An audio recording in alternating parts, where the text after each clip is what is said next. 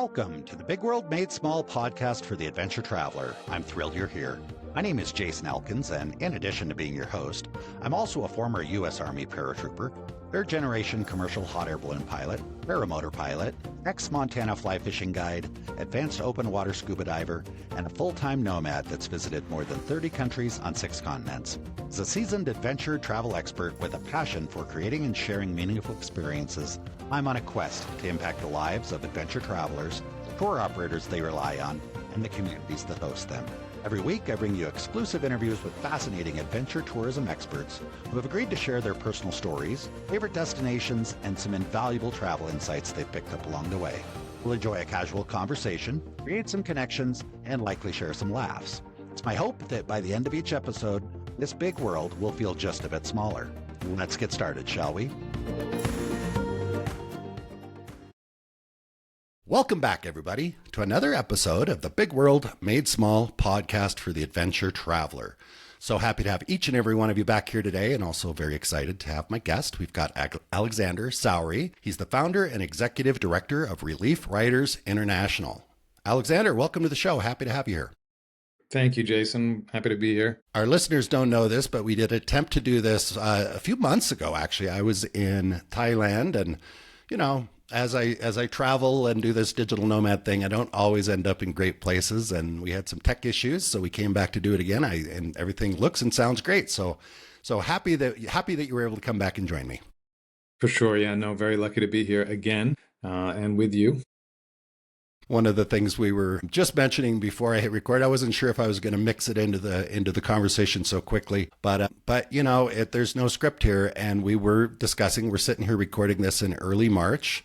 All kinds of weird things are going on in the world, so some of those things might come mixed into the conversation, and I wanted to point out when we're recording, so if we do discuss those things and get into them, people are able to kind of connect the dots. But before it'll come out, but at this moment, let's do this. Let's start with giving our listeners kind of the, 30, 60-second elevator pitch on what is Relief Riders International. It's a pretty cool thing that we discussed a little bit last time, and sure. I'd love to hear it again.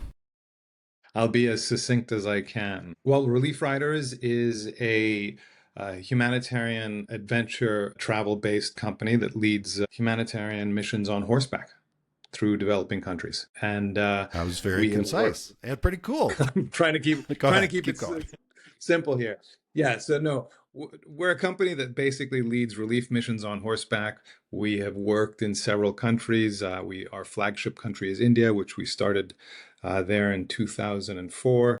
We then rode in Turkey, and then also created a hybrid trip in South America, in Ecuador, that rode in the Andes, and then we flew in with the Red Cross into the Amazon to basically help out a tribe called the Sapara tribe, and that was an amazing experience. So we've gone around the world a bit, and usually mostly using horses, but in that one case, I just really wanted to work in the Amazon, so we created a hybrid trip. But most of our work for the last 20 years has really happened in India, Turkey, and also Ecuador. It's a very cool concept. I know that you guys have gotten some publicity about what you're doing because it is very unique. And honestly, when I first connected with you, I had not heard of the concept. So I thought, wow, we need to come on and chat about that. I have a lot of questions about that. But I think what we're going to do is we've planted the seed. Everybody's listening is like, oh, that's pretty cool. We're going to come back to that. But before we do that, let's figure this out. How the heck did you get from where you were to where you are now? So how far back do we need to go to kind of get an understanding of that?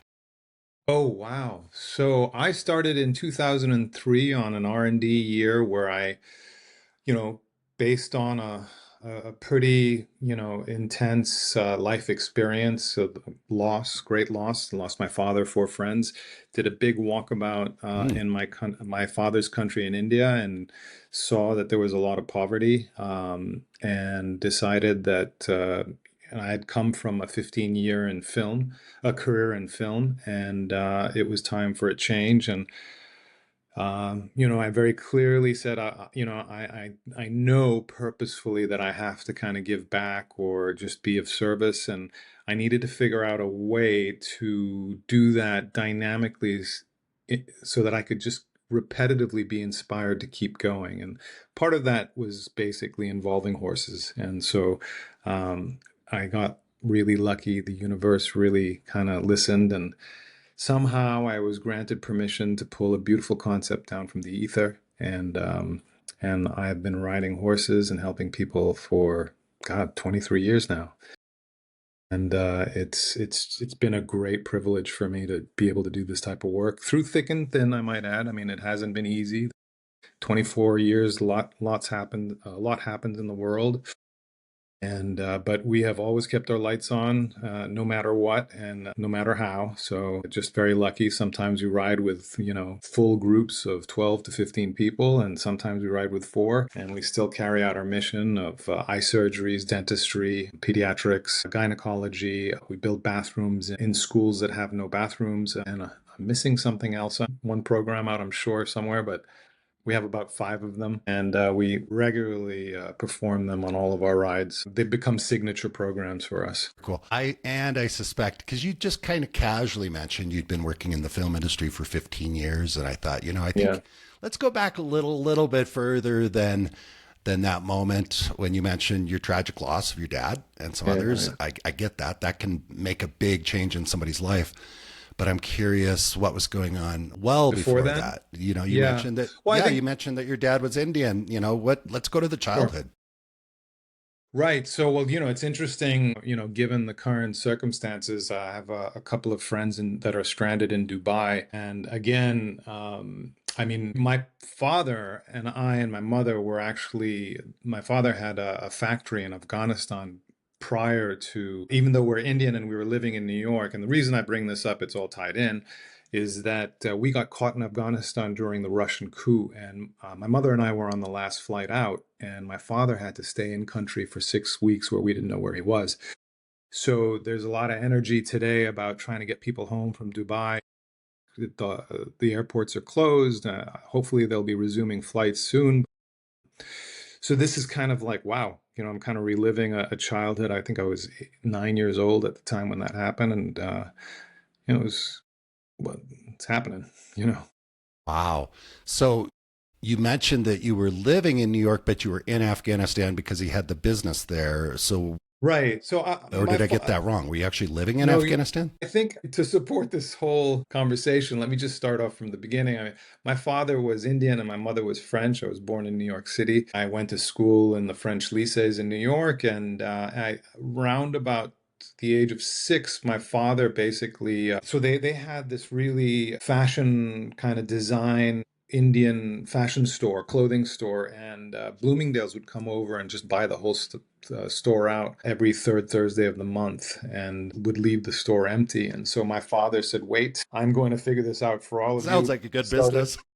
Right, started a factory in Kabul and send it, direct send to Bloomingdale's. And we ended up going there for 4 years, I think.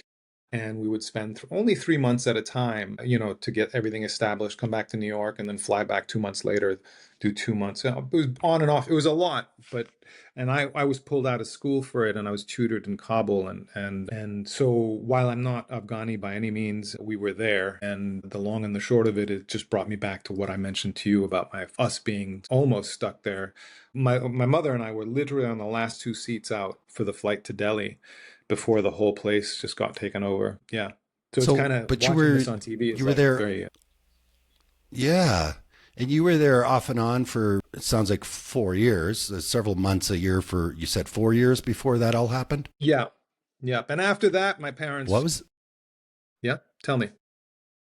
Well, I was going to ask you. Let's talk a little bit about what that was like because that's kind of a big deal for someone to go live in Afghanistan for a few months every year. I know you were Yeah, young, especially but I'm curious yeah. what you recall. I mean, Afghanistan was an incredible place. Really, it was very beautiful. It was very colorful. There was so much culture there. I mean, I remember it quite well. We were originally at the Intercontinental Hotel because there was no other place for us to live in the beginning, and that was incredible. And then we moved to a house, and I mean, it was like I said, it was kind of unscripted in the sense of I didn't have a routine. I just got tutored, and then I was just exposed to Afghani culture, which is really, beautiful. Like it's a great culture. Sadly, it's been in crisis or turmoil for ever since that time, which is hard to believe that people withstood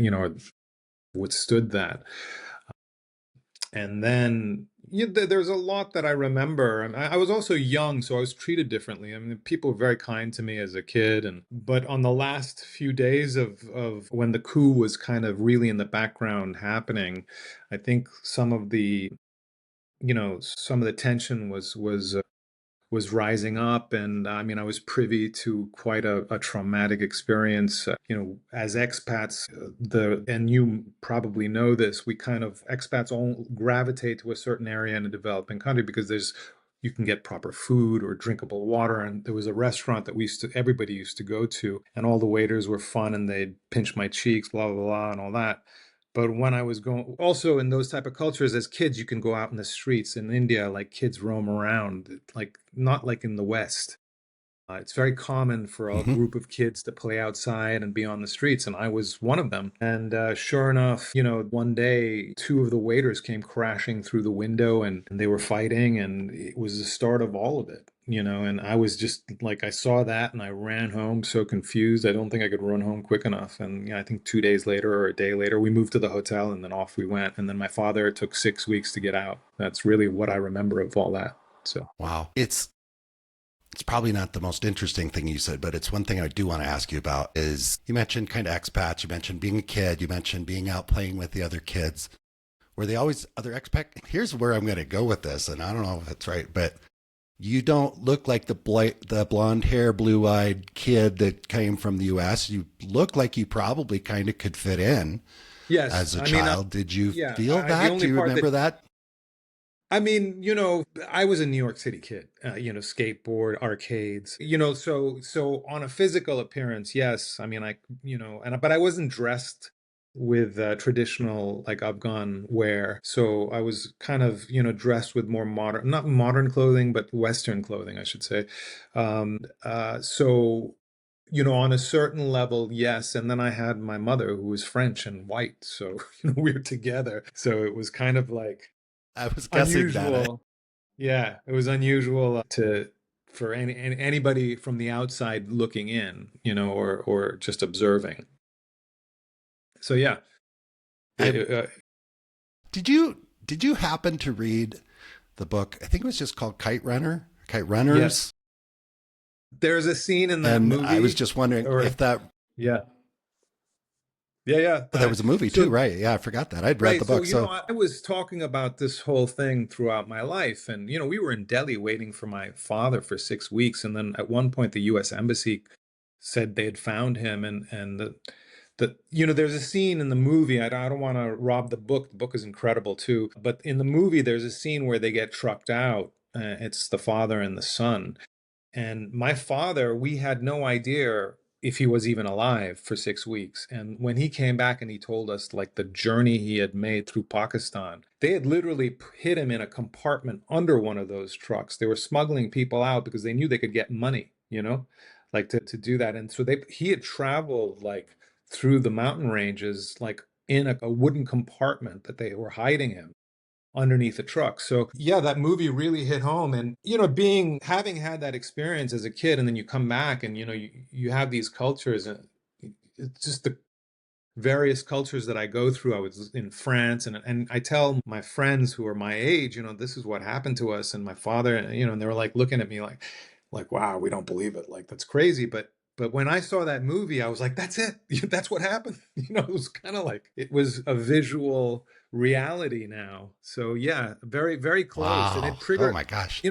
yeah, triggered is the right word. It really triggered some stuff in me because I knew that culture growing up. I wasn't fully immersed in it because I didn't live there full time, but we were there regularly. So yeah, that had a profound impact. Just curious, like this probably sounds really naive, but I don't know. I wasn't there. I read the book. I probably saw the movie, but help me understand why it was so hard for your dad to get out. Why were there people that didn't want him to get out? Was just help me understand the I don't think it was, politics. yeah, I don't think it was a question of, I mean, I'm sure there were people that didn't want him to get out in a sense that there was an opposing force trying to take over.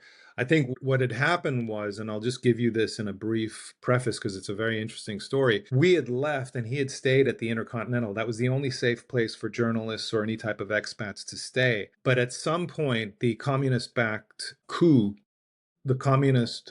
Russian coup was basically shelling every place, and they started to shell the hotel. And my father was, just staying in the hotel wondering how to kind of figure all of this out. He was in the bathroom and one of the shells hit the swimming pool, and he was, I think, on the third floor or the fourth floor, and the it was a direct hit to the swimming pool and launched all of the water up to the floors of the hotel, and he was knee deep in the bathroom in a second. And he was just like, oh my, like, imagine being in the bathroom at, in one end of the room, and then the windows shatter, all this water comes in, and 2 seconds later you're in knee deep water. And so he was just shocked, and then just literally And he packed a can't even small bag. imagine.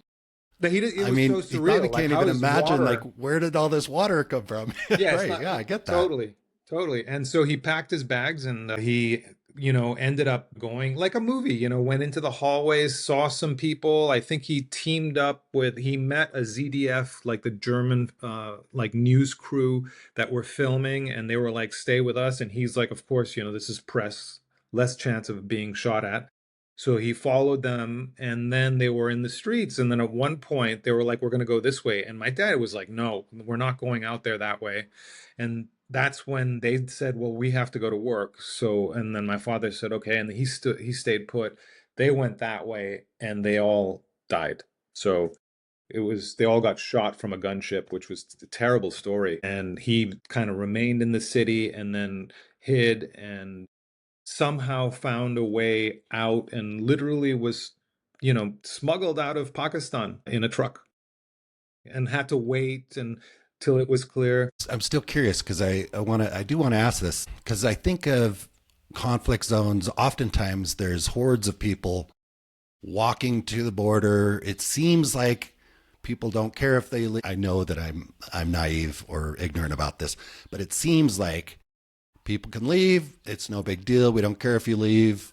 But what it sounds like when your dad had to hide, like when they were going over the mountains, who were they hiding him from? And if he was found, what would those people have done with him? Oh, I mean, I Do you think it know? was yeah, I mean, I don't, I was told, I remember, like, this story happened a long time ago. So the best of my recollection I know. It's not fair to. is and I was a 9-year-old kid, and I all I remember was drawing pictures of planes with my dad in it, like, these, as a 9-year-old, trying to get him home, like trying to will him home. Mm-hmm. But I think what they were I mean, he had also told me stories that, like, the communist backed coup basically, literally dragged out all of the royal family, and it was quite traumatic. They dragged them out behind a tank, and it's really intense stuff happens. Yeah. So they were out to Yeah. stop anything and anybody that was from the old order, and they don't kind of ask questions.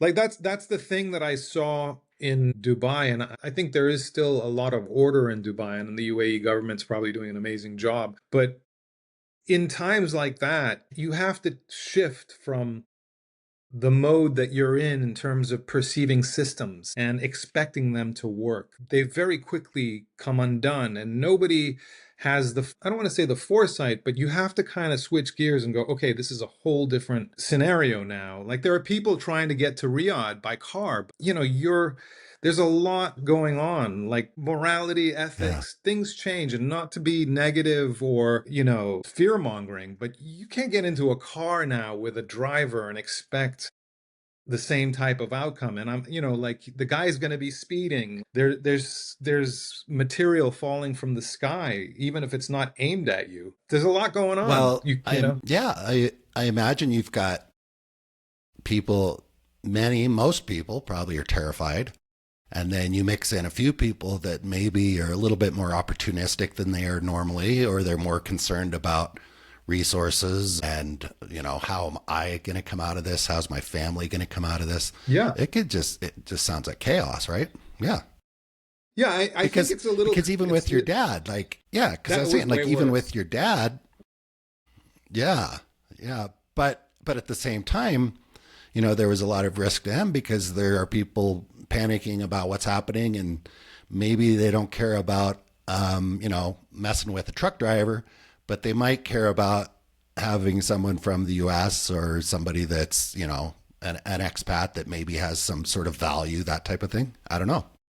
Yes, and every situation is different. I mean, what my father had to go through. He was also very Indian. He also had an Indian passport. He was so there's a lot there. He wasn't like a white man that was trapped in a country that was, like in Afghanistan where, there could be a prize over your head. You know what I mean? So Okay. it was easier for my father, even though he didn't speak the language, Pashto, but my father was a wild guy.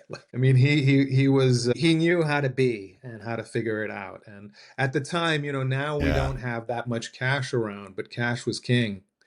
And I think Yeah. he had a factory, he was making stuff work.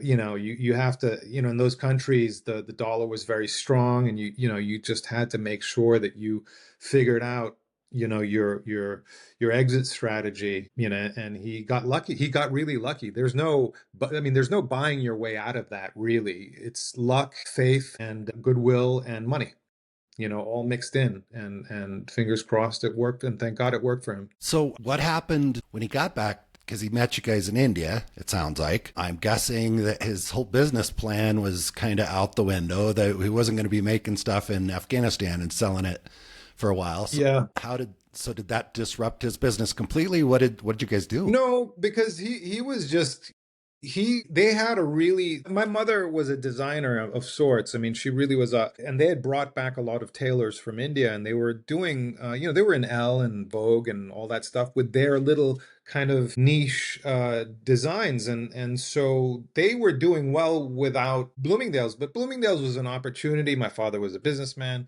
and it also alleviated this kind of uproar every month, of buyers coming in and leaving the place with like racks on the floor. And so, I mean, and it was just an opportunity. And also, like, I think we all kind of, especially I get the sense from you too, we travel a lot, and there's a lot of like real joy in dynamically moving around the globe.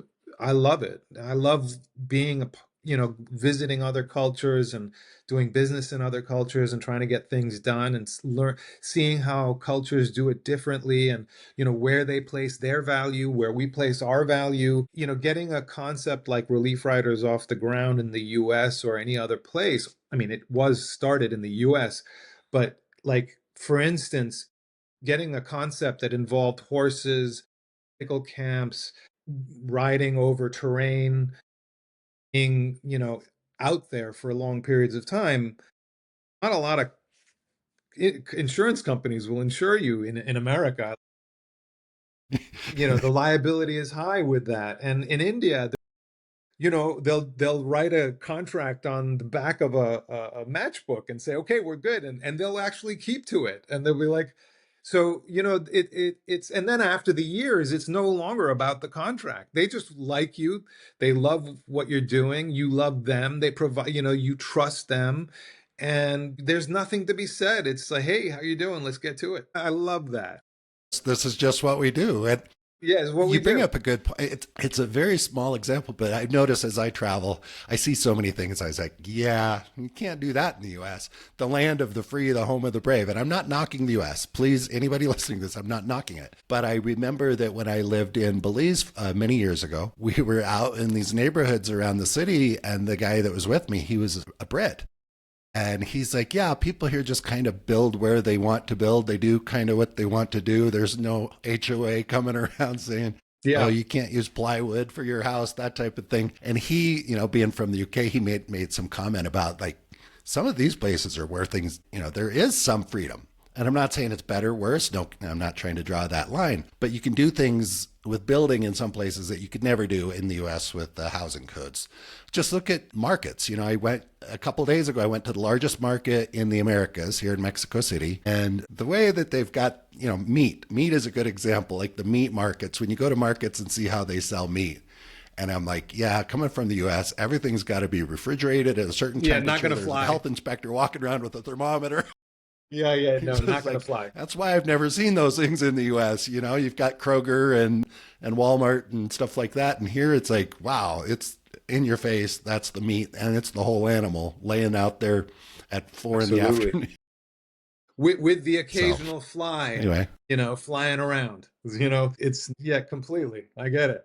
I mean, we see that that's actually, we see I that remember. more elsewhere than in the US or Europe for that matter. It does Yep, yep, it's a thing. absolutely. So walk me through, you said you were 8 or 9 when you left Afghanistan.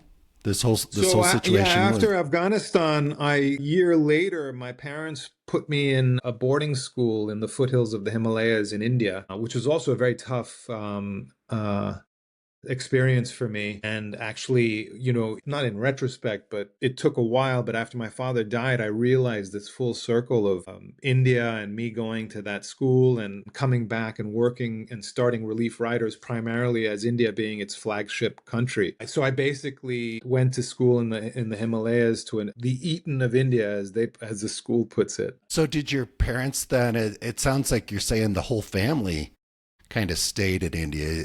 There wasn't, or No, did they no, go no, back to New no, York? no. So, yes. So, what happened was after Afghanistan, we were in India for a bit. We all went back to New York. And then a year later, my father decided that I should go to school in India at a boarding school. And they were still like operating the business in New York. Um, they brought me over there for the first year, but then after that, as a 9-year-old, 10-year-old, up until the age of 12 or even 12, I was basically flying unaccompanied to Delhi on what was a 24-hour flight back then, and I was doing it maybe 2 or 3 times a year. How did you feel about that at the time? Do you remember? Well, so there's feeling what I felt at the time, and then moving from that point onwards and I then feeling I how I understand felt that. about that at the time. So there's Yeah. two different Walk us feelings. through that. Walk us through the shift. Right.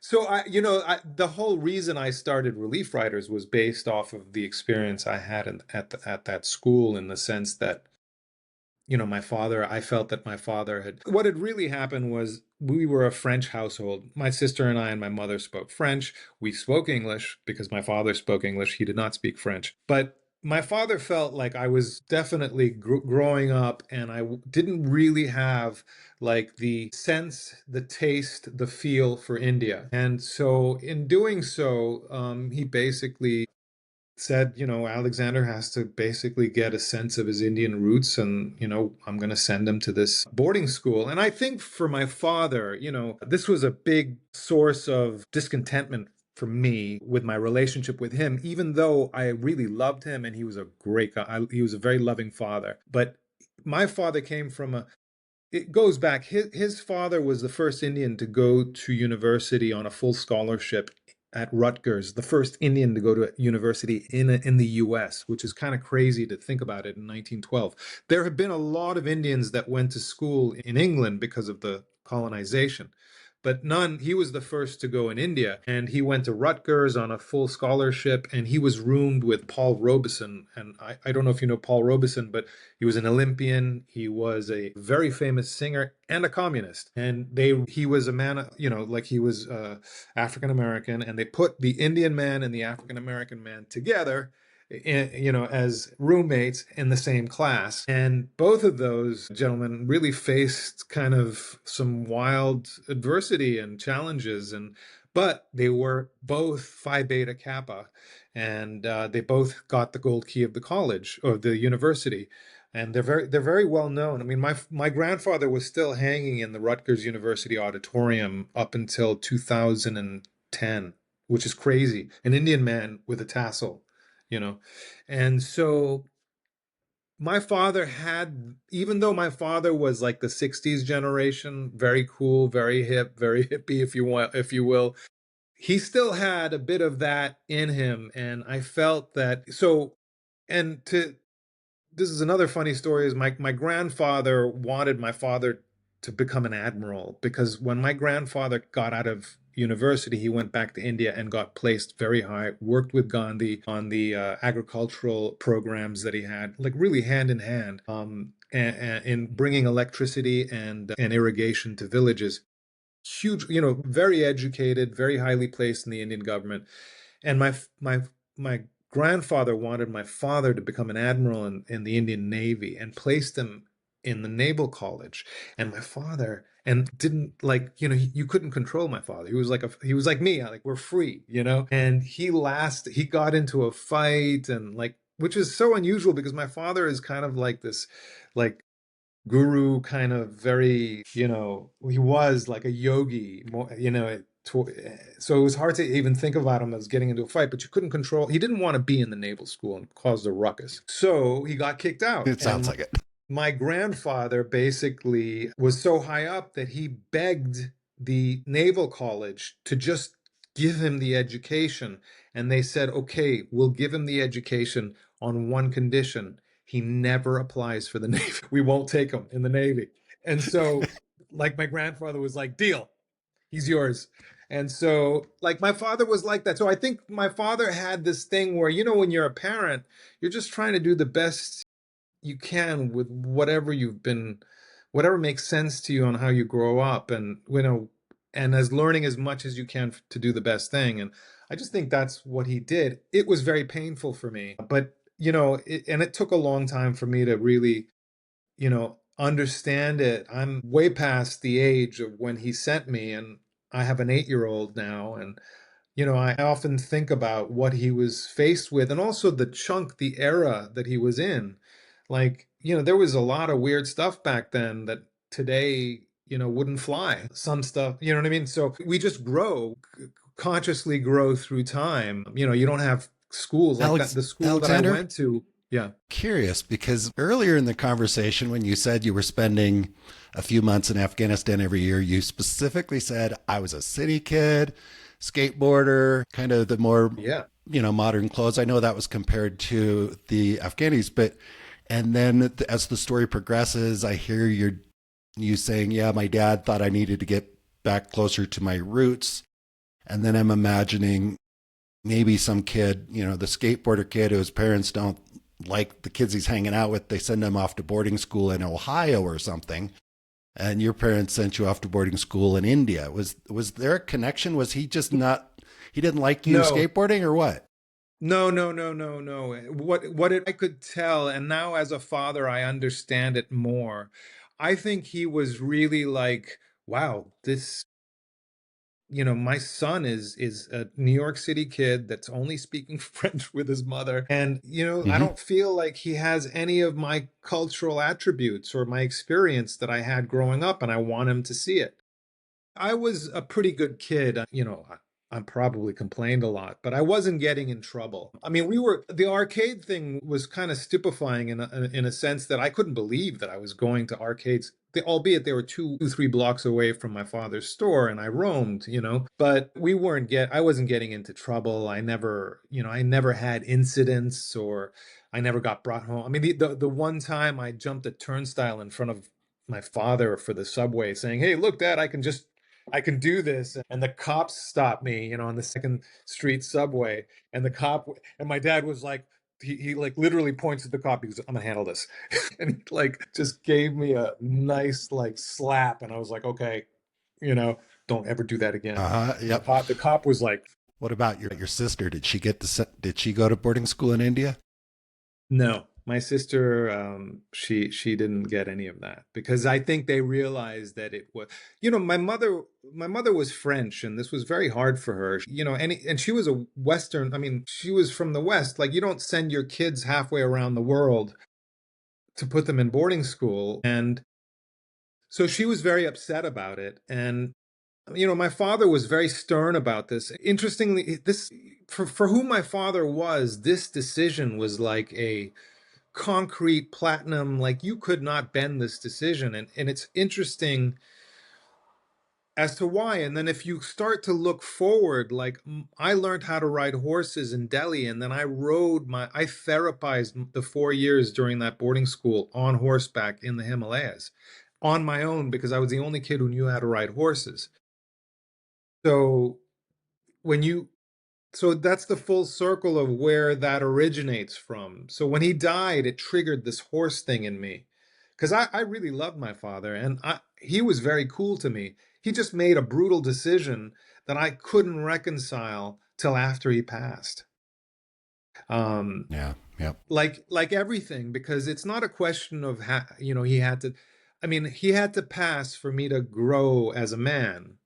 It was a rite of passage to understand everything I had to learn about myself.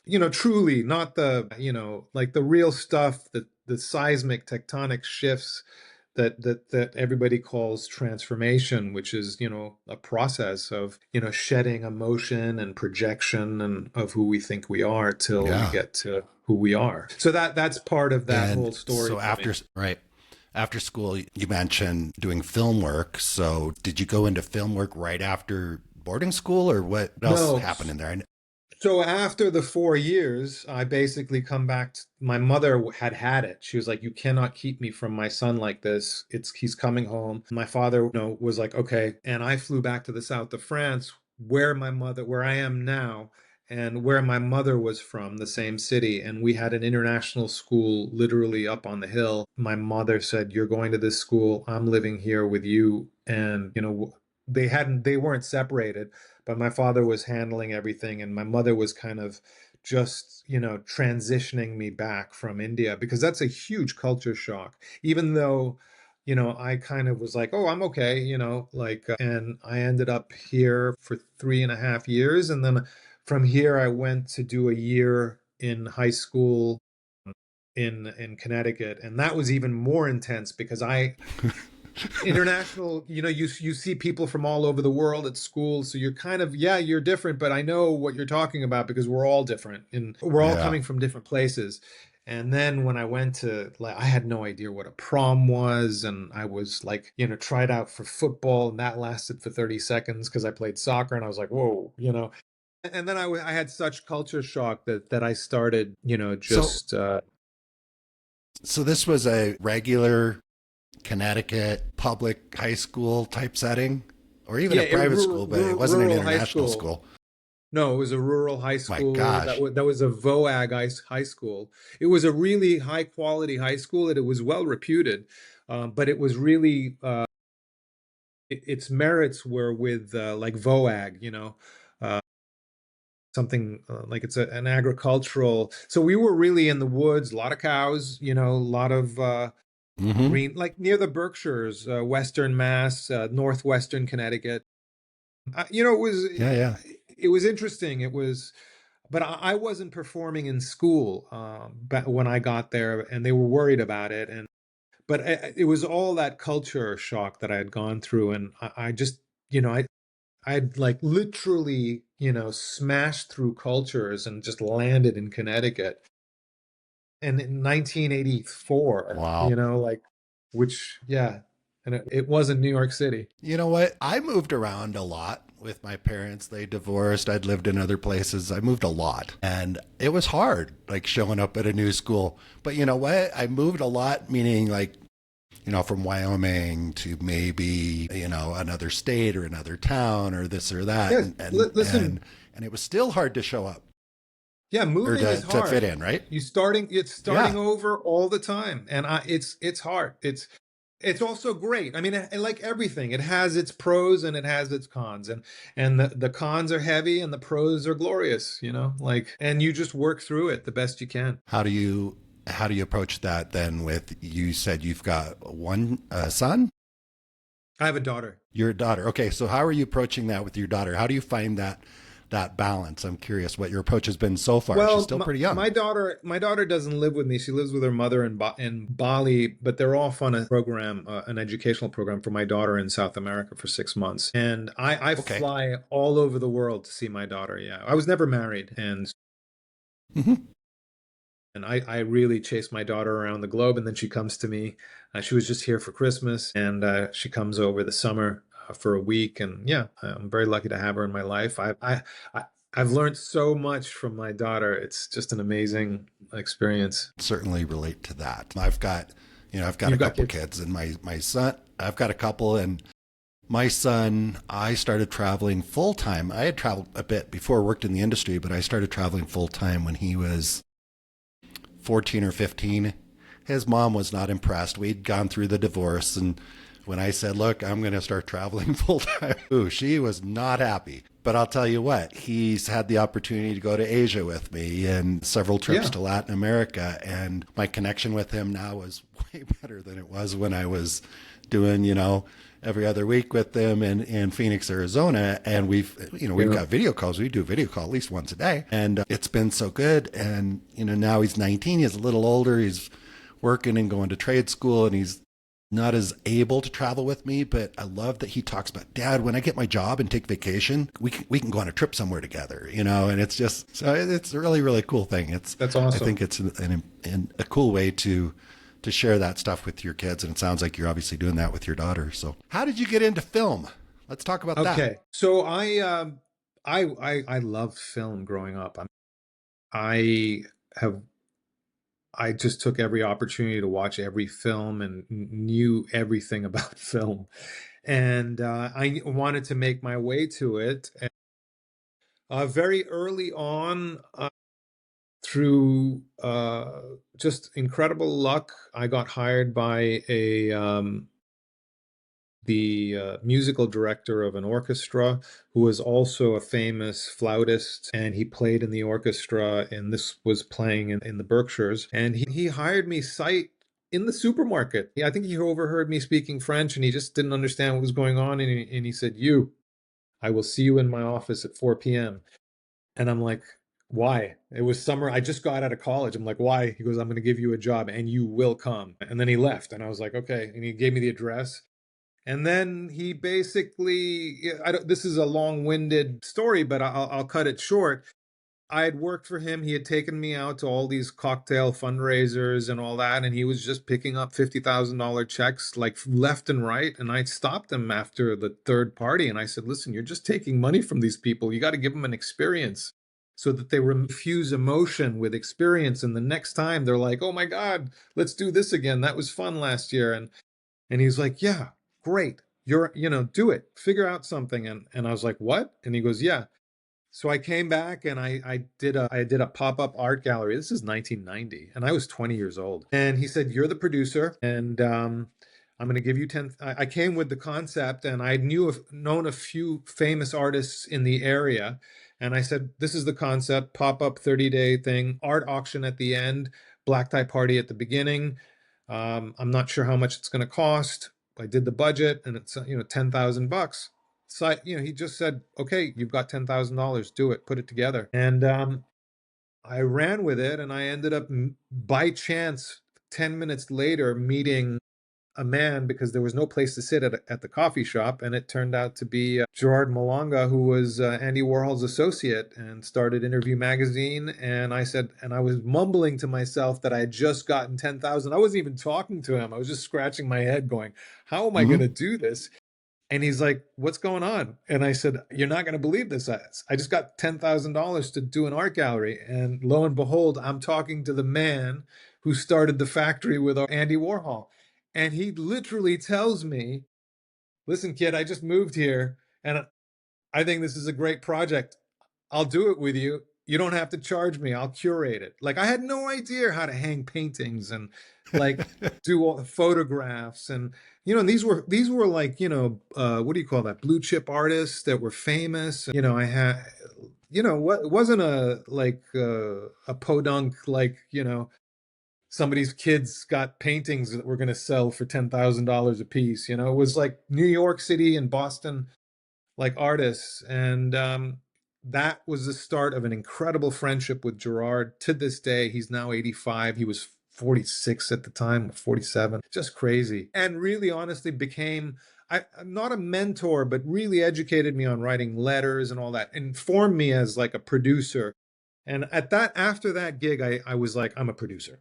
That's it. And having traveled around so much, I was always like, I'll figure it out because I had to figure out everything else in my life. And at a very young age, I was like, I know I don't know how to do it, but I'm going to do it. So it's going to happen, and I'll figure it out. And very much returning to relief riders, like who goes out in the world and says, I'm going to make a company that, or, create a company that leads relief missions on horseback, performing medical camps and humanitarian and social programs.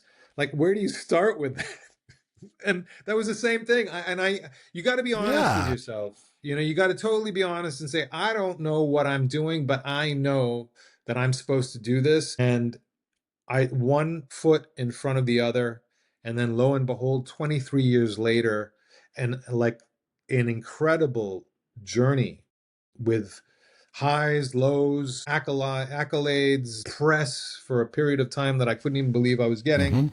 And just like, look, I love the joy I get is I created a company that actually served people without, blowing apart your carbon footprint, or if you will. Hmm. There's no deception. Where you want to come, we're going to go help. It's going to be on horseback. I always have fun doing it. So you're going to have fun because we always have fun. And that's what it is. And I really like, we don't obviously don't make a lot of money.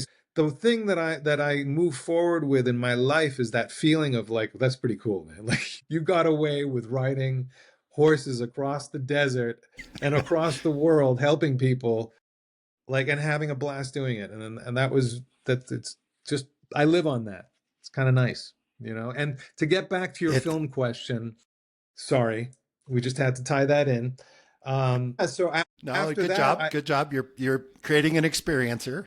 I ended up having a crazy meeting with a German actor who was performing a piece at the Actors Studio for his membership entrance in front of Paul Newman and all the members. Like, so they were accepting him as a new member to the Actors Studio. He had to do this one man show, and I am having dinner with him at a friend's house. He was older than me, and I didn't realize, like, I was like, I think he was 50 and I was 20. And there was a whole bunch of people. These were very fun friends who always had an incredible, like, eclectic group of people show up, very interesting. And he's talking to me and he's saying, I'm doing this piece. And he goes, and you're from India. I go to India a lot. And he's telling me all this stuff. And I'm like, yeah, India, I went to school there in the mountains. And he's like, the mountains. And I'm like, where? And I said, I lived in the mountains for a long time.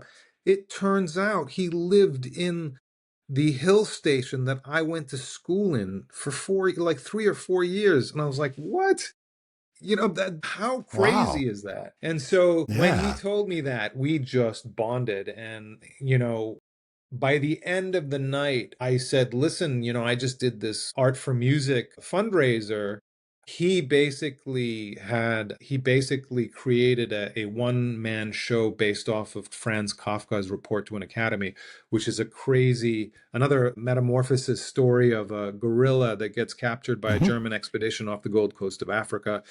And on the way back to Germany, it learns how to speak English. And then, because of the crew coming down and talking to him, because they were so curious, he ended up, the gorilla ended up teaching himself English. And the piece starts uh, 15 years later, where he's being asked as a gorilla, at the Academy of Science and Letters, what it's like to live in human society, a la Kafka, where it's really dimensional and really Okay. wild. And I said, listen, I'll produce this for you up here. You do it at the actor studio, and we'll bring it up here. And then I produced that show for him in an old vaudeville theater, and we sold out. It was crazy. And he was a method man. He was in character in rehearsals and all throughout. I was talking to a gorilla, and he occupied, and he was tall, big, and he walked around like a gorilla, and it was crazy, and it was a beautiful experience. I later met him in Oroville. I don't know, 20 or 18 years later, out of the blue, he was on a scooter, and I flagged him down. I'm like, Nicolaus, and we couldn't believe it. It was so surreal and karmic. Like, I couldn't believe, out of the blue, That's somewhere in cool. India. I was in Oroville, like, next to Pondicherry, and I saw him driving in a scooter. I think I lost my mind. I was like, what? Anyway. Long story. So I did that show with him. I met That's other so cool. people, and we did another show. And then I ended up developing a one-woman show on Edith Piaf, which was off Broadway. And then I brought it up to the Berkshire Theater Festival, and that sold out. And then I love producing. I love I love pulling concepts out of thin air, throwing a schedule on it, and then getting to work to mold it into shape and see what you can do. And that later, I realized that theater was very tough for me because I was everything I was raising $30,000 as a 22-year-old, which I was very lucky. But I was paying everybody, but not myself, and I was always struggling in the end. And so I kind of got a job working in film, and I worked for, oh, you're not going to believe this, but I worked for Douglas Trumbull, who basically was the special effects guru for 2001: A Space Odyssey, Blade Runner, and then later on had a directed a lot of movies on his own, and then was the creator of IMAX films. And he hired me when I was just starting off to be his production stills printer. I was also a professional photographer back then to pay the bills, and he hired me, and then I started. So we worked on Back to the Future, the ride for what is that? Six Flags Adventure, which was a motion-based, very like technological Mm-hmm. ride. And Luxor, his second project was Luxor in Las Vegas. I didn't work on that. And then from there, I ended up just working in film as a producer, and I was doing commercials. I was still as a special events producer, producing fundraisers. So I would go to Sundance, and I did a production there, produced and directed 4 commercials in China for the Holiday Inn. And at the time, the Holiday Inn there was the biggest hotel in the world. I think they had 2,400 rooms and 2 supermarkets, 2 pharmacies. It was huge. Great and crazy experience in China, and believe it was 1998. And then I came back and I ended up working on The Matrix. I worked for a company that was called Innovation Arts, and they had built the bullet time camera rig, and I was a supervising producer for the end of that project, and then moving on to like a host of other films. I think End of Days was another one, and also X-Men, the first film in X-Men. um, and so yeah, just a lot of Very cool. yeah, so a lot of very lucky. Interestingly enough, even though like film was my thing, I saw myself as a director, but I think technically I was hired as a producer, and I kind of was on a non-trajectory, if you will. Like there was no career trajectory for me. I was working in the business and I really loved it, but I was getting a little burnt out. So, and I was always like hired Let me ask like you. as a Let me fixer, yeah, like a yeah. fixer producer. Let me ask you this, because your dad was still alive during all of this time. It sounds like he passed Yes. shortly around the time Yeah. you quit film. Yes. And He I never just heard you saw say Relief it Riders. didn't really. Well, that was what I was going to ask, because you said I wasn't really on a trajectory, just kind of, which maybe the stereotype for some Indian fathers is you better have a trajectory. So I'm curious, Yeah. was he supportive during this time, or how did that go? Well, my father very early on felt like I should be like a physicist or a mathematician, which was really like odd because my father was like cool. Like you would expect him to say, you need to like it's okay, be an artist, be an actor, be whatever you want. We're cool. He was like, you got to be a bandit in physics or math. And I was like, what?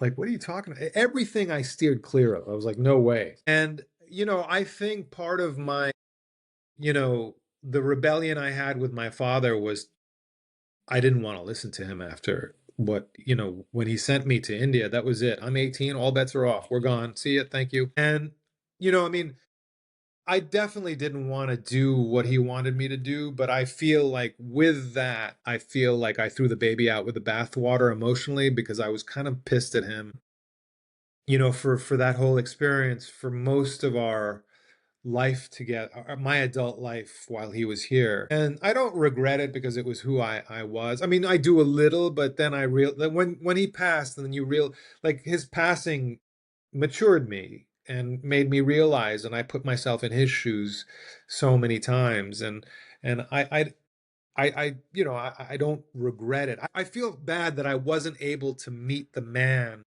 Like I kind of dismissed the man I wanted to meet.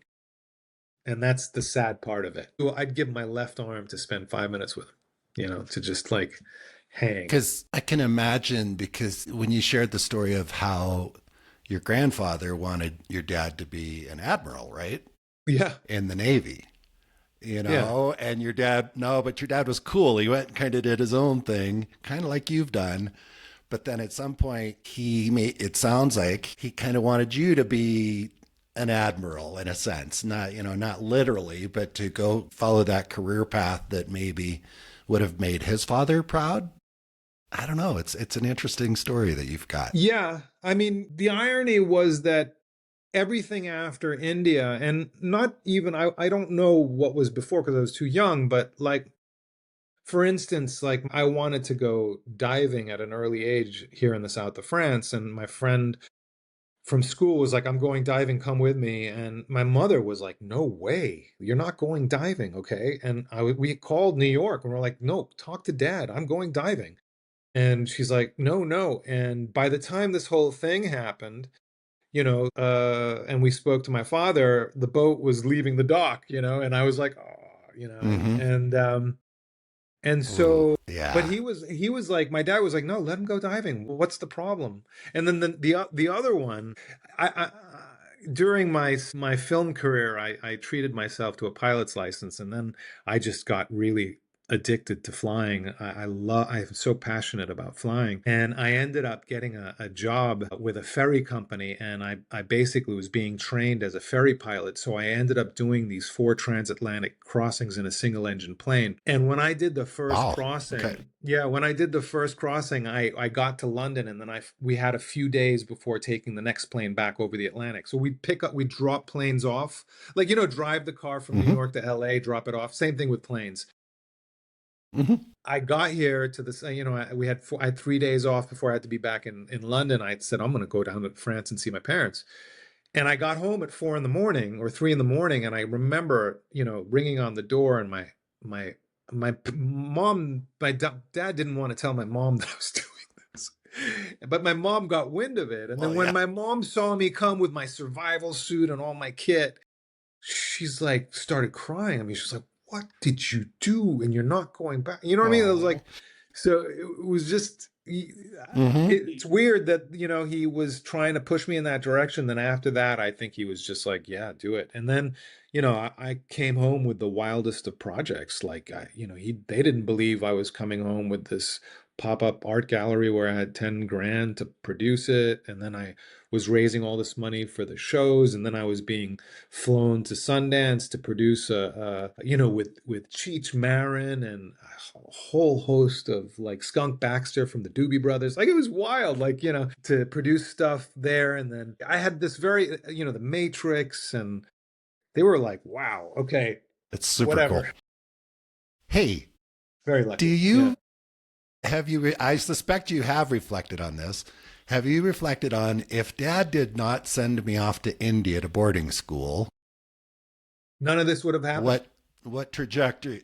Yeah, like, and it would have, do you feel like it would have been Yeah. And I better? think I mean, that, what is in your mind is like, what, tell me. so that is the backbone or the spine of the book that I've always had in mind, because my greatest revelation is that had my father not sent me to India, of course I would have had another life, but had my father not sent me to India, I would have never have, absorbed Indian culture the way I did, to the point where when I go to India now, the festivals, I know what's going on. I speak the language. I like I feel I'm still like a Westerner when they don't see me as Indian, but I still feel it. I plug into it, and it's like, and I miss India. And yes, had I not ridden those horses in the mountains on my own endlessly as a 9-year-old or 10-year-old, and had my father not that, I don't know if this journey, there would have been another journey. Like it would have been something else. Like, who knows what was in store for me. It was very tough, and it was not easy, but I really look back at my father in great awe that he had the courage to do that. Like, it's hard. I don't know how you can send your kid away. I can't send my daughter, like, I couldn't do that to my daughter unless she wanted it. And I'd be like, okay, if you want it, you got to be sure. And it has to make sense too. But so yeah, no, my father, I love the journey I made with my father. Like I said, the thing I miss most is to just, sit back on a bench, in a late afternoon and just have a good laugh about all of this. I wish I could have done that. Yeah, yeah, I can Yeah. imagine. One thing that I'm sensing with you, and it really came up when you mentioned that you got a pilot's license, because I've had this kind of saying that I say to myself sometimes. I've encouraged other people with it as well. And it's something along the lines of, I don't know where I'm going. Maybe you could word it differently, but I don't know where I'm going necessarily, but I have faith in my ability to figure it out along the way. And for me, that came up in hot air ballooning. Since you mentioned you had a pilot Yeah. set that you learned to fly as well. For me, I'm a balloon pilot. And someone had said that to me at one point, that with a balloon, you don't fly from airport to airport. You don't generally know where You you're go going where to the land. wind You takes just you. take off and you might land. You're going downwind, but you might land in a cul-de-sac somewhere. You might land in a hayfield. You don't know where you're going to land. And this older pilot said, well, you don't know. You've got these people in the balloon with you. They don't know anything about ballooning, and you've got to get them wherever you're going safely, and you don't know where you're going. But you have faith in your ability to figure it out along the way. And I heard that with you a few times in this conversation, with starting businesses or figuring out how to do this art show or whatever. And you didn't necessarily know how to do it, but you figured it out along the way. And I think that's what's so fun about having conversations with people like you. It's like, you're clearly like, just get started, take that step. How are we going to get insurance for this company that we're going to ride horses into these, places, and how are we going to do all this? And if you didn't have that ability, that faith in your ability to figure things out along the way, you never would have went. And I think you got some of that from your dad, it sounds like. Yeah, yes, both my parents, both of them were travelers. Hey, I mean, it takes a lot to go to Afghanistan in the early 70s, the mid 70s. Um, and I think also Yeah. India, so yeah, like my parents were, I mean, my mother was Armenian and French and Armenian, and their parents, or my mother's parents, had an incredible journey out of Armenia with the Exodus and Turkey and the genocide. So, that was just one generation away in terms of, you don't know where you're going really ever. And Yeah. Yeah. and you're lucky to get there. I think, epigenetically it had, you know, been shared through the bloodline, if you will, or the genetics. That this is just, they're immigrants. So they try. I mean, immigrants is just a word, but the immigrants are travelers. They're not tourists. I think it's really is something about immigrants on a much smaller scale. Obviously I've traveled. I love traveling, love cultures, but on a very small example of that is something as simple as I lived in Vermont for 9 years. I was there running a travel business, so I was able to go travel, but the people around me were typically third, fourth, fifth generation Vermonters. And we were small town Vermont, and people were like, well, who are you? I lived there for 9 years, went into the same convenience store 3 or 4 times a week for 9 years. And every time I walked in, they looked at me like, who are you and why are you here? I didn't go to high school with you, and I'm not knocking them. I moved from there to Arizona. When I got to Arizona, I got on the call with someone to set up my cable or something, and I had to go get a cable box. And they said, oh, well, what neighborhood are you in? Where are you coming from? And, oh, well, the interstate's really busy right now. I'd suggest you wait at least 45 minutes before you get in and then come down and pick it up because the traffic. And then I get there and someone opened the door for me and I walked in and they said, hello, how are you today? And immediately I was like, oh, people in Arizona are different. Not better. But then I was like, well, why is it? Well, because very few people are from Arizona originally. Pretty much everybody there came from somewhere else. Somewhere else. Pretty much everybody there had the experience of showing up with no friends, not knowing anybody. Like New That York. adventurous spirit, so it's like people are just like, oh, hey, welcome to the party. And they just, what I got out of that was people that will take a risk and leave their family setting or those 2 or 3 generations and go somewhere new and do something new, there's something a little different about their personalities, about their openness to new cultures, new people, new places, that ability to figure things out along the way. You just end up with different. I'm not knocking people from Vermont. I love Vermont. It was great. But it's a different thing that I noticed on a different scale. And then you speak of your mom coming from Armenia, her family coming from Yeah. Armenia. That's a I mean, major and shift. they I get got to it. New York in the 60s, and that was crazy for them, like that's pretty wild. Yeah. I have a feeling that what you're talking about I think it's a combination of survival and thriving. It's that calibration of you go from survival to thriving.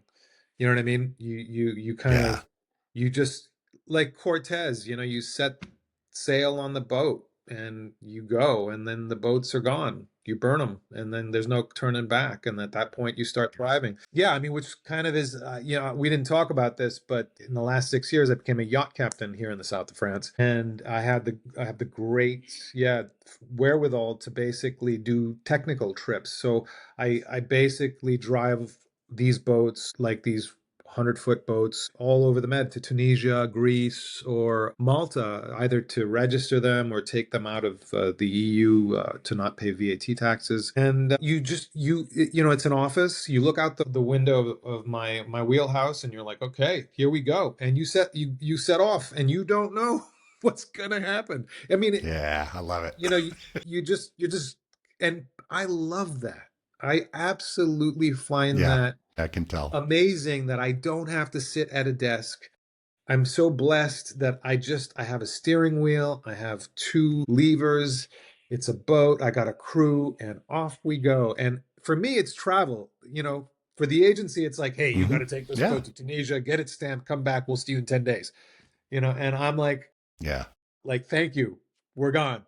And I love and you it. hit I love Corsica, it. I get it. Sardinia. Yeah, yeah. It's the same thing. Getting on a plane, we're out of here. Boom. Like Yep. you Yep. just, Yep. like flying, not so much these days because I think I've just done so much of it. But I still love the fact that hey, we're going to India. We're getting on that plane, and I don't Hmm. think about it. And then when I'm on the plane, I'm like, wow, when those doors close and then they reopen, I am going to have the smell of India waft through my nostrils, and it's going to be amazing. And I love that. Yeah. Yeah. I personally never feel more alive than when I'm on my way to somewhere new, or not even necessarily new, but something just a different place. And it's created challenges and problems in my relationships and in my life. I'm Oh, not going to lie, but but it is, I can go down to the bus station and just get on a bus, sometimes just a random bus. And I'll just get on with my stuff and just see where I end up, and yeah. I just feel like I get so excited just sitting on the bus waiting to go, and people around me, just mostly locals, not usually tourists, because I don't tend to go to the really touristy spots. So I get that completely. Yeah, I mean, discovery, Alexander, exploration. yeah, yeah, absolutely. It's, which is not everybody's like that. I've learned that. I'm still learning that at 52. I'm still learning that not everybody I run into gets me and has the same desires. And early on in my life, it was really challenging because, it caused a lot of conflict for me. I'm like, what do you mean you don't? What do you mean? We just got all this, we got a big bonus at work. Why would we buy furniture? We should just go on a trip somewhere. you know, people are not all the same. But anyway, hey, we've discussed a ton of things. I know you and I could probably come back and have We didn't multiple discuss anything about conversations. relief riders. Well, I know that's where I'm going with this. That's exactly where I'm going with this. Let's spend a little bit of time. You've done an amazing job of sprinkling into the conversation, but let's get really clear, so our listeners can Sure. get a real kind of feel for what you're doing before we wrap up, because that is super important. Yeah, sure, sure. So for the last 23 years, I've been I've been offering, we call them relief rides, and they're basically humanitarian or relief missions on horseback through developing countries. So we have in India, for instance, it's our flagship country, and we've done a lot of work there, and we've actually grown all of our programs. We go on a 10 to 12 day ride where we stop every other day in a village, and we set up either a medical camp that offers free cataract surgeries, dentistry, gynecology, and then so we'll treat about 400 people, or we'll see 400 people at the medical camp. We'll do roughly 50 eye surgeries, and then we have a slew of other treatments that we give for day treatments for ophthalmology. And then we also give away spectacles. So there's about 300 spectacles that we give away for free. Everything is for free. And then all of our riders that come with us, not only does their ride fee pay for all of these programs, the horses and the tenting across the desert, but it pays for the programs. And these riders will actually come and assist us at our medical camps, where we provide them with details or jobs that basically are very useful. I mean, that we need them to do these jobs at the medical camp. And there's no special, if you've been like a shelf clerk when you were 16, you can do these jobs. It's just that we need people to organize triage, and do all sorts of managerial jobs at the medical camp. The next day, we'll ride to the next village where we'll go and do a school program where we distribute 4 to 6 months worth of educational materials and sporting equipment. We have a very dynamic and interactive question and answer period, and a big share with the riders and the students. We literally ride our horses into the schoolyard, which is so cool. I Cool. can't believe I got away with doing that for 23 years. We literally ride into the school with horses, and then they're all waiting for us because we tell them we'll be there at like 10 in the morning, and we show up on horseback. We bring all the horses in, and they're just 400 kids sitting on the floor, and they're just sitting there. And like, I love shattering the reality of like what school could be. And we dismount and we go in and we meet them, and it's so cool. And then we allow them to ask us we don't allow them, we give them the opportunity to ask us Yeah. any type of questions they have. And we give a full description, and it's translated, and it's very interactive. And we have a health and hygiene program where we teach them how to wash their hands properly with soap. We used to deworm for 13 or 14 years. We used to deworm all the kids there, which was deworming 1,200 kids over the course of a 12-day ride. But because of our program, our deworming program, we were able to, we got called in to UNICEF one day out of the blue. They were like, "Hey, UNICEF wants to see you." And I'm like, "What?" They called us in, and I brought my executive medical director with us. And they said, "We understand that you've been running deworming program for 14 years. There was a pre-existing government program, but that had been it just went corrupt. The money was taken, the medicine never made it to the school, and for 13 years or even longer than that, but for the 13 years we were doing it, it didn't exist. And that's why we chose to do it. And UNICEF said, we are applying pressure now to the Indian government. So we're making like a three-pronged attack on the government to force them to restart this correctly. We need all of your, bio data on the last 13 years and what areas you've done. And lo and behold, we gave all that information. And the next year we were out of a job. Like, we didn't have to, they started it all up in 1 year. Yeah. That was, I was always hoping for that. I So was that's like, a good thing. Yeah, it's a great thing. Yeah. No. Obsolescence was success for me. That means that people are being taken care of. Yeah. So Yeah. that worked. That was an amazing moment, for us. We actually later on ended up winning an award from the United Nations, which was pretty cool. And it's just been an incredible just journey. So that school program had the deworming, the distribution of educational materials, and the hand washing. Then later on in that afternoon, we basically go and distribute livestock in the form of goats to below poverty level individuals. Mostly we look for widows and women that are, that really don't have anything. So the widows are kind of sequestered. They're considered bad luck because the husband died early. And they are really like isolated and not cared for. So we go and in those villages, we find them. And then we basically also, after, like, if there's only 3 or 4 women that qualify for that, then we look for individuals or families that are like, that really can't work, or there's heavy duty trauma and sickness, and we make sure that we give them a goat. And we've been doing this for so long that a lot of these villages have collectives. Like we've been giving those villages multiple times over the years, and they've organized themselves with a goat herder, and they've had, literally had the goat herder go and have the goats graze. They bring them back, they milk them, and as a collective, they've made money basically making cheese from the milk, selling the milk, and then also getting their form of sustenance, in terms of goat milk for themselves to use. So that's been an incredible experience to see. I want to ask you, I don't know if it's the obvious question, but it's maybe the question I'm wondering. I suspect it might be the question the listeners are wondering. Realistically, in your words, what do the horses bring to it? Because I'm imagining all of these places can be reached by vehicle, Oh, yes. So I'm just going to ask you why the horses? When I say yes, and, a lot of these places can be reached by Jeep. And at times it would take maybe 4 hours to do 30 kilometers because it's like, like you're just bouncing around everywhere. So there is that. I mean, we do bring our medical teams come in from the major cities. I hire them in Jaipur, and I organize them and I bring them in a car, and then we fetch them in a Jeep at the closest location of the car, or they come all the way to the camp, depending on what access we have. But to really get into these villages, we go on horseback. But the most important thing about the horses for me is the fun that it is. It's symbolic. Obviously this year is the year of the fire horse, so it's a big year for us. Because we're horse driven, and without our horses, we would have never been able to do any of this. And so, and then the horses slow time down, which is a really important factor.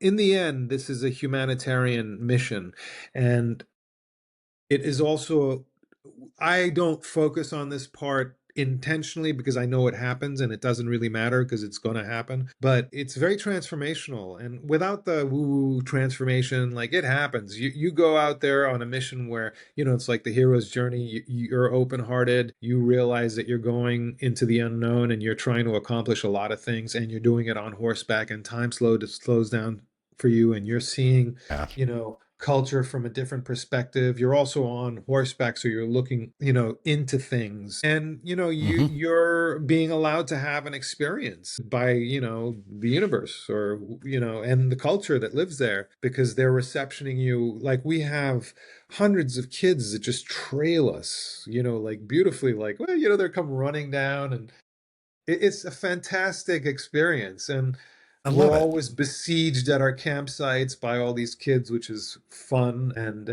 it can be, like unsettling at first, because you're just like, I need to get some sleep here, kids. You guys got to go home. But, they're just so curious. And...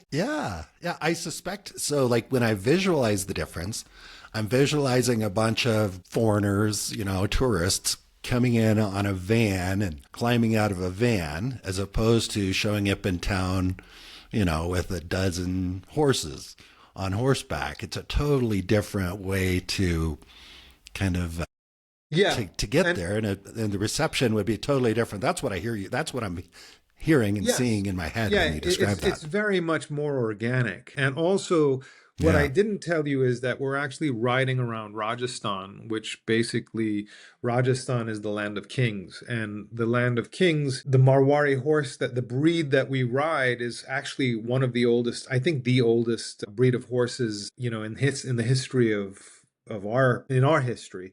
And it competes with the Egyptian Arabs. And the Indian horses have lyre-like ears. So when you look at them, you're looking at a horse, but it's so different and so very handsome, you know what I mean?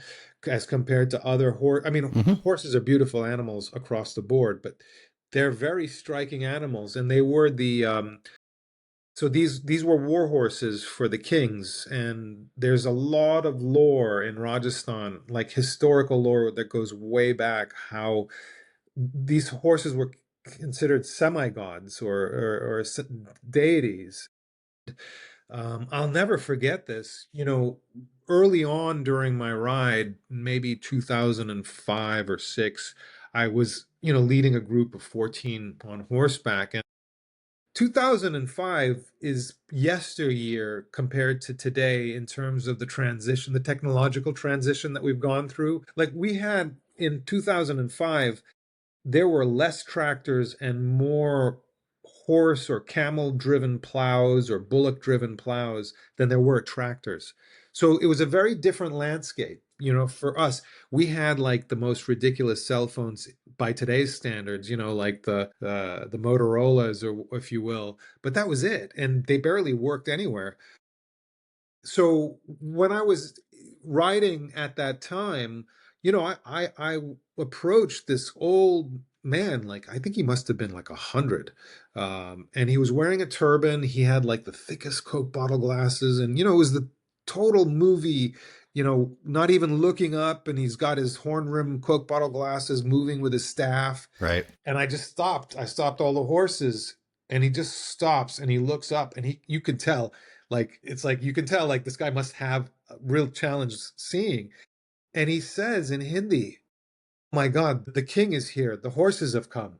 And I'm sitting there going like, "Oh Jeez. my God!" Like the guy, it Wow. just like Yeah. memory has a strange effect on all of us, and it can be so Hmm. like crackling in terms of the emotional remembrance of it, in terms of where you fish it out of your memory. And I think he had a very synaptic moment, and it was very moving to me. Like, this guy could have been around in That's very cool. 1905 when the Maharajas were all still alive. Uh-huh. And so that was very powerful. I remember it like as clear as day of two reality converging. So yeah, so those Totally horses. different way. Yeah, totally different way to show up than the more traditional manners. Just and it, also somebody that's ridden. I've ridden horses. I've actually spent quite a bit of time on the back of horses, not as much as you have. And then also motorcycles are another way of where you smell things differently. You feel the air differently, from going from the shade into the It's all sun, and about just the you wisp just of feel air so that, much more connected. yeah, it's about the wisp of air that Yeah, curls around your it's just cheeks when you gain speed. I love that. Either yeah, I'm a huge and motorcyclist too, like you. I even have yeah, a ride that we offer, a custom ride. If anybody wants to join us on, Royal Enfields, we'll go out there and do the same thing except on motorcycles. I have to admit though, interesting. even though I ride a lot of motorcycles, I prefer the horses for some reason. Like if I have the opportunity to travel on horseback, it's horseback.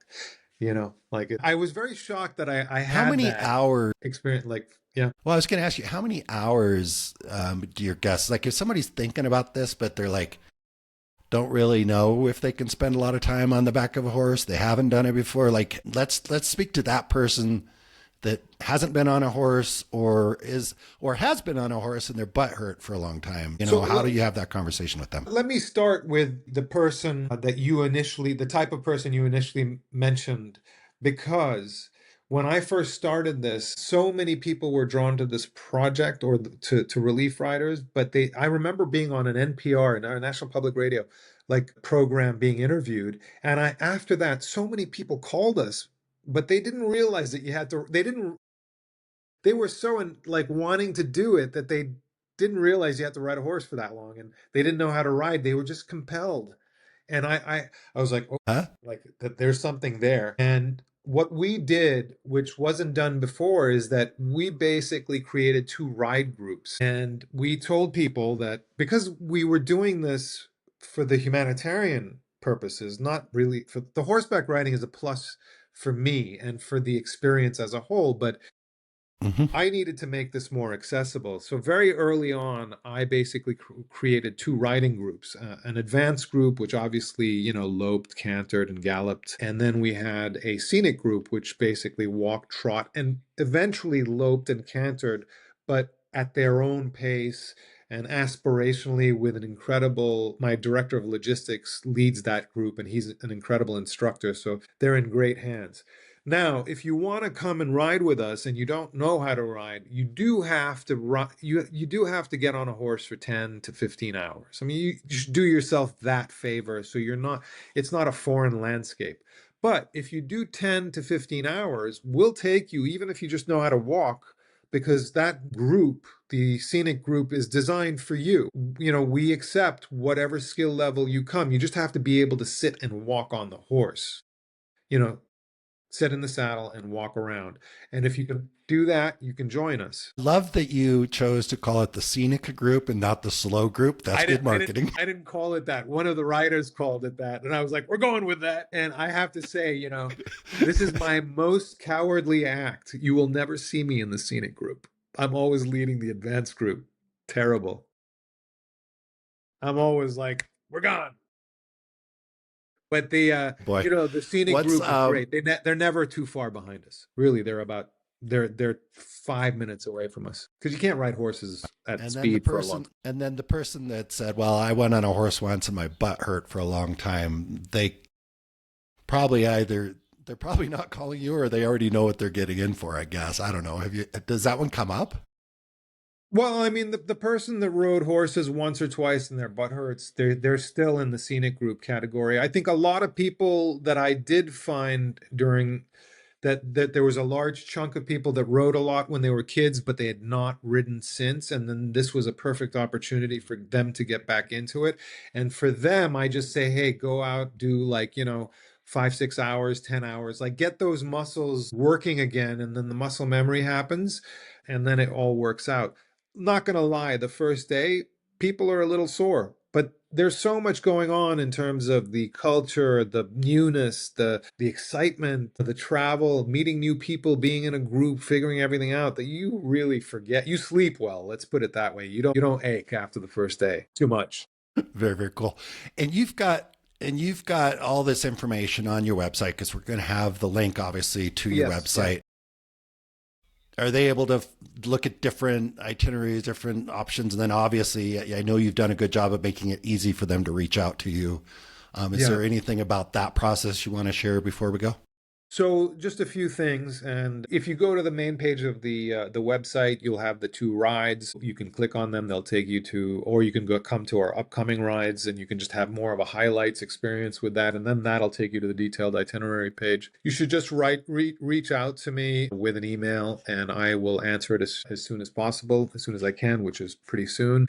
The other thing is people should know that we are offering an early bird special for the month of March. So that went out on a newsletter about 10 days ago. So if they book for the November Pushkar Fair ride or for the Keemsar Relief ride in the next, I guess now 27 days, there's a so Alexander, yeah. Alexander, don't make anybody feel like they missed out on something because we're having this conversation early March. But what I hear you saying is that when those special events come up, those are on your website. So they need to, like, if they're listening to this now, they need to click on the link, go take a look and see what's going on, right?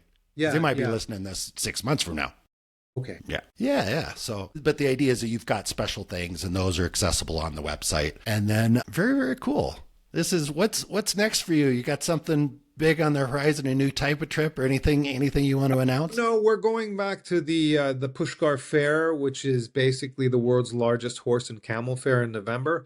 That's really exciting. It's a great trip because it's a very auspicious trip. It's, you know, India runs on the lunar calendar, and basically it's a very auspicious time where so first of all of the camels and horses are brought, camels are basically herded, and you'll see on the ride like hundreds of camels going in a certain direction to the fair. And also you have a lot of like yogis and gurus and sadhus and like the spiritual class journeying to the only Brahma temple in the northern hemisphere of India. So it's a very, you know, like it's wild. You just see like these guys all dressed, and like you can see it. I think I have a film on my website where you have these like sadhus on all dressed in orange and walking with this elephant, and there's a fellow on, you know, and they're just walking by like it's like surreal. Like you're just in the middle of the desert on horseback and you just see this like elephant go by with like 8 people walking in another direction, and they're just looking at you like their heads turn, and you're looking at them and it's not a That word is is said. You're like, okay. So you see a lot of that is amazing things on so that so ride. cool. Yeah. And then the other ride takes us deep into the Thar Desert. And I really love the Pushkar ride, and it's a destination ride. But the Keemsar ride is like, for me, it's kind I love it. It's just a real adventure through the dunes over long periods of time. There's a lot of drone footage of that landscape on our website as well, and it's a very intimate, like, just portrait of the experience of what we ride through. Like it's just, and then we end up at this oasis, nestled by these immense dunes, and it's just breathtaking, really. Like I can't wait for That is February. so cool. Hey, so I don't know if this is what you want to do, but I'm going to ask you because I think we've got some listeners out there that may have strained relationships with their fathers who are still alive. Are there any last words or anything you'd like to say to that person that's listening to this that's like, I haven't, my relationship with my dad is strained because he sent me off somewhere early on and whatever, but you have the benefit of having been on the other side of it when he's gone. So is there anything, can you give us You, a closing words of wisdom? you know, I think no matter the dissonance, distortion, conflict, problem, no matter any of it, if you can realize that it's there, you will never regret trying to heal that relationship. If you can understand that it's sitting in front of you without reacting, I feel like, had I known that, I don't know if I could have done it, because I had to go through what I had to go through. Knowing that now, I wish I could have gone back as a young man and just said, Dad, I know I'm upset. I don't know how I really feel about this, but I understand you made your. I wish I could have just opened up to him, and I was very hurt. And I have at times felt like a lesser person for not being able to give him his relationship that he probably wanted from his son, you know? Like I want my relationship with my daughter. Like I want it, like I want to have that. And I don't want to have it controlled. I just want it to organically flourish and grow with her. And I didn't do that with my father, and I find that, like, if you have any chance to fight for that in your mind, to put away what has to tear down the wall that you've created because you're hurt or one is hurt, understandably so, but to make the effort and to do it regardless of how it's going to be received, because the only thing that Yeah, counts is that's, doing. That's the most important part. yep. And because you don't know how it's going to be received. Thank It you. could be received and it could change and alter the course of your relationship with your father, or, yeah, or mother, or whoever. And it could be just met with, Or not. or not. But you did Yeah. it. Or not. And that's important. And you had the opportunity at least to share it. There's not that, I wish I would have said. That's Yes. the thing a lot of people miss Yeah. out on the opportunity is I wish that I would have said it when I had my chance. But They that's don't where necessarily I say, I mean, wish that, I don't know. yeah, no, I hear you. And I think the thing about, I didn't know what I could have, how I felt about that moment. That's the other thing. So hopefully this helps Yeah. somebody, at that time say, okay, I don't understand what I'm saying, but I mean, I understand what he's saying, but I don't know how to get to it, but at least I can hear it. And I'll try it. And it becomes like Braille, like you're in a circular room that has no light and you're just on the floor trying to, like, figure out where the exit is, or, you know, You but know what it anyway, is it goes back to that I have faith in my ability to figure it out along the way. Just start the exactly. process Exactly. and let it, right? So Alexander, thank you so much. This was a fascinating conversation. I appreciate you sharing so much of your time and stories, and you've got a fascinating story. I'm so happy we didn't start. Remember when I said, help me figure out how you got from where you are now? And you said, well, my dad died and I went to India. I'm happy we went much further back. So thank you for opening up so Yeah. much. Well, it all Appreciate starts you. with And someone. let's do it again sometime soon. Thanks, Hey, Alexander. Jason, I just want to thank you for providing this opportunity to me to share. And it's really it was a beautiful experience for me. And I hope, hope your audience likes it. And thank you. you know what? I trust that they do. And there's a little bit of a selfish side of me is that I want to have these conversations, and even if they don't listen. So thank you. Yeah. You and I had a nice conversation, enjoyed our talk, and I trust others are out there listening. All right, let's do it again soon. We'll chat with you soon. Yeah. Bye. Thank Alexander. you, Jason. I trust you enjoyed listening to the conversation as much as I enjoyed recording it. If you're enjoying the Big World Made Small podcast, please take a moment to tell the algorithm by subscribing and posting a review so that others can benefit as well. I also invite you to take a quick trip over to bigworldmadesmall.com and join our private adventure travel community to receive new episode notifications, special access to our guest experts, and perhaps even some exclusive partner offers that we haven't discussed on the podcast. I'll publish another episode soon. Until then, keep exploring. It's the best way to make a big world feel just a bit smaller.